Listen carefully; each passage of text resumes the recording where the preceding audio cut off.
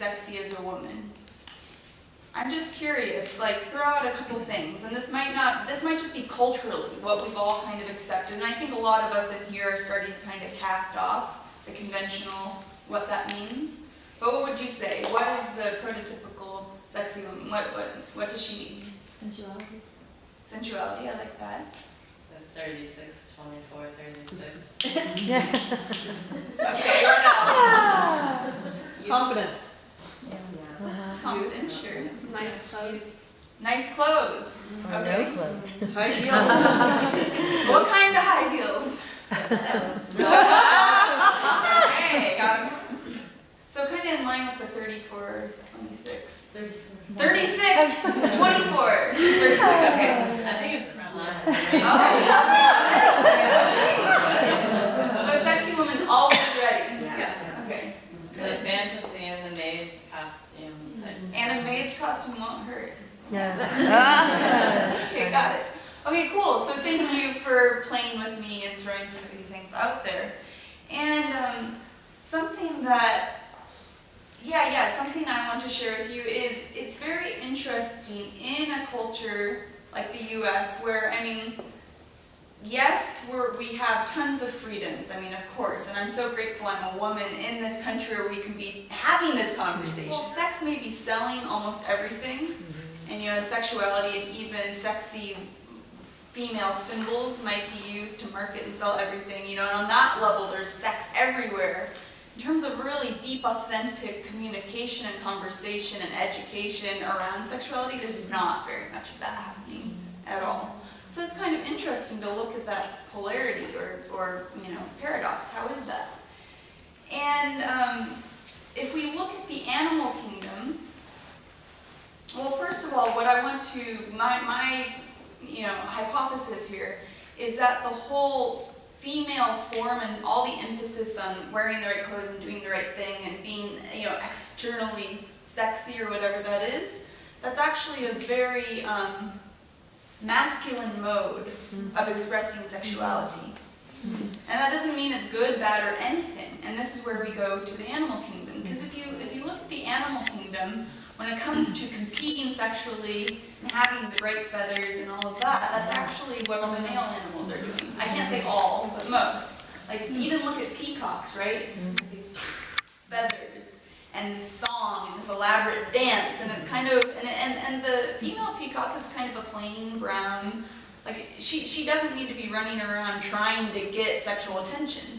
There's plenty coming at her because she has the womb and because, you know, she kind of is holding all of that sexuality within her. She doesn't need to be running around trying to attract it. It's kind of like the attention will come and then she gets to choose what she wants to accept or not, right?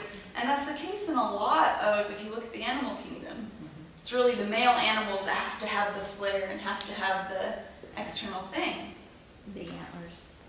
Big antlers. Exactly. So I think it's somewhat fascinating that in our culture, something's been reversed there. And somehow, you know, I think that there's been a lot of conditioning that it's the woman's responsibility to perform and put on and basically fit into some sort of box. And a lot of it has to do with visual emphasis and things like that. The reason I'm sharing this is because, you know, as women, of course, if we choose to wear beautiful clothes, or we want implants even, whatever we want to do with our body, that's fine. But looking at where the motivation is coming from, you know, is it coming from this place because this is authentically what we want for ourselves? Or is it just because it's what the culture's mandating? And another piece of this is, if it's true that biologically, at a very fundamental primal level, it's more natural for us to just be raw and to not do all of this external stuff, then I could see how some of this could be a little more tricky for women to process through. Or there could be some more wounding for women around this stuff than men because it's actually more foreign. So that piece of all this emphasis on, you know, looking a certain way and all of that, a lot of it is very externally motivated, right? And so it's kind of like from being a very little girl onward, most of us have been taught that in order to be sexy, or in order to be attractive, or in order to be magnetic to draw in what you want, you need to put all this emphasis on what's outside of you, and that'll get it. And so what I'm segueing into is that being sexy actually has very little to do with the external. Some of you are nodding your head, you're like, yeah. So being sexy is just that. Sexiness is a state of being. Sexiness is not really a state of doing, a state of looking, a state of performance. So when it comes to even sex, something that I like to offer women is, it's not about what you look like at all. It's not about what you look like, it's all about how you feel. How are you feeling? It's each woman's birthright to feel pleasure. It's each woman's birthright to really go through her own sexual awakening journey, healing journey, whatever that unfolding is.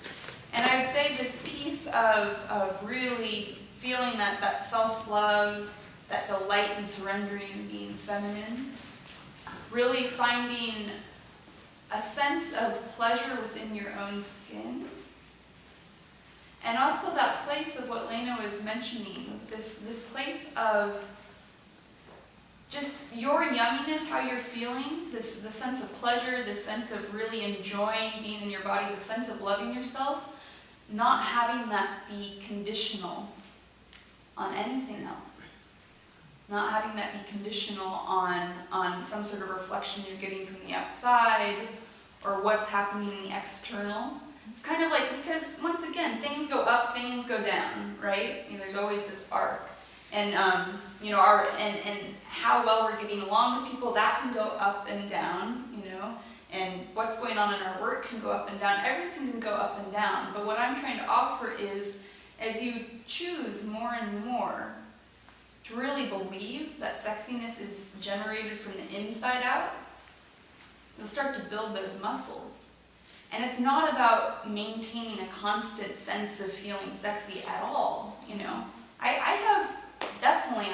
I don't feel sexy days, I have plenty of those days, but the trick is the more you cultivate and choose that internally generated sexiness, then when you forget about it, it's that much easier to remember. And you return to that core, that centered, sexy core, that much faster.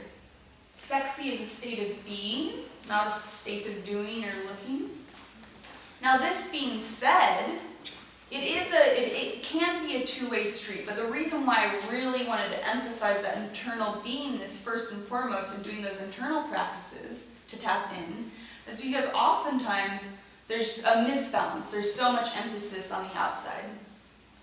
But it is a two-way street. It's not unilinear. It's not only moving from the inside out. So, there are days, as you start to build this muscle, there are going to be days where you're not feeling that great, so you want to buy yourself a dress. Great! Buy yourself that sexy dress. That's fine. I'm not saying let go of all of your external practices that have you feel good, but it's more like don't rely on the external stuff to create that internal sexual fulfillment, or to create that sense of sexiness. As you start to have this internal sexy core really alive and operating for you, you'll naturally gravitate towards taking great care of the external, and towards eating the yummy food that helps, with your physical health, and towards choosing, I would say, choosing whatever sexy outfits are for you. You'll just kind of gravitate toward that, because you're in tune with that sexy core. So that sexy core is going to be, relating and going to be making choices for you that really do create external, health, beauty, all of that. But I don't know about any of you, but for me, like when I'm really having to be a slave master with myself, like I have to eat the good food so I can lose those few pounds, or I have to do this, and it's on that structured thing, it's not sustainable. I'm going to be a bad girl at some point. You know, I'm gonna mess up. Because once again, it's not coming from a place of self-love, it's coming from a place of self-judgment. Something's wrong with me, so I have to do this stuff to fix what I feel is wrong with my body right now, or whatever that is. So what I'm inviting you to do is to kind of let that go and know that sexy's not coming next week when you lose a pound. Sexy's not coming in a month when whatever you do to yourself happens. Sexy is a state of being that always exists in the here and now. Just like present moment awareness. It's not going to come from us worrying about what happened 5 days ago or what's coming up. It's now, right? And there's different embodiment practices that can help us tap into the now. So it's the same thing with sexy. Sexy is in the now. Sexy is a state of being. So you don't need to wait. Does anyone feel like they're not worth feeling sexy sometimes? Yeah. I know that one. I feel that one too. Does anyone feel like their sexiness is conditional upon something you have to do and so it'll come in the future? I'll really feel sexy when, if, down the road. Yeah, cool. Well, I just want to offer you tonight that you don't have to wait. You are sexy. It's your core. Sex is at the core of you. It's what you are. So there's already some women in the room who are feeling sexy right now. That's great. And we'll see if by the end of the night we've all had an experience of our sexy core at some point.